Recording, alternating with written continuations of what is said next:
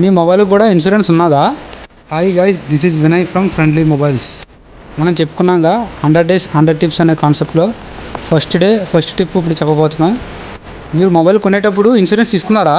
అందుకే ఇన్సూరెన్స్ తెలియకపోవడం వల్ల తీసుకోరు. మరి కొంతమంది ఉన్న 1 yearలో మన చేతిలో ఏమవుతుంది అనే ఉద్దేశంతో తీసుకోరు. ఇన్సూరెన్స్ వల్ల అయితే చాలా బెనిఫిట్స్ ఉన్నాయి.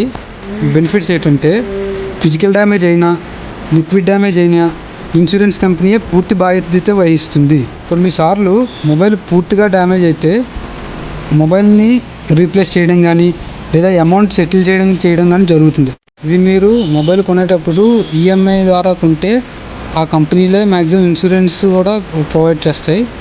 లేదు అనుకుంటే ఆన్లైన్లో కూడా చాలా ప్లాట్ఫామ్స్ ఉన్నాయి మొబైల్ ఇన్సూరెన్స్ ప్రొవైడ్ చేసే కంపెనీలు. ఈఎంఐ కంపెనీలు అంటే బజాజ్, టీవీఎస్. లేదు ఆన్లైన్ స్టోర్లో తీసుకుందాం అనుకుంటే వివో, శాంసంగ్, వన్ప్లస్ ఇవి కూడా మొబైల్ ఇన్సూరెన్స్ని ప్రొవైడ్ చేస్తాయి. ఈ కంపెనీలు ఒకేలా ఉండవు, టర్మ్స్ అండ్ కండిషన్స్ ఉంటాయి. దాని ద్వారా ఏది మంచిగా చూసుకొని తీసుకోవడమే. వాటి లింకులు కింద బయోలో ఇస్తాను. మా టిప్ ద్వారా మీకు ఎంతో కొంత అవగాహన వచ్చింది అనుకుంటున్నాం. Please like and subscribe our page. Shop వచ్చేసి ఫ్రెండ్లీ మొబైల్స్, ఆంజనేయ స్వామి గుడి ఆపోజిట్, శివపురం, నర్సీపట్నం.